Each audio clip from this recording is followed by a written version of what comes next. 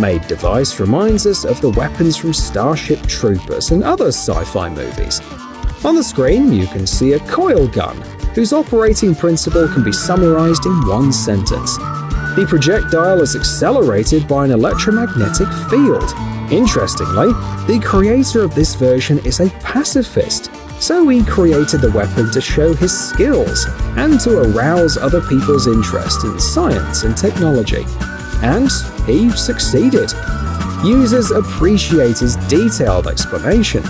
If you ever start another project, choose a sniper rifle, they ask him in the comments.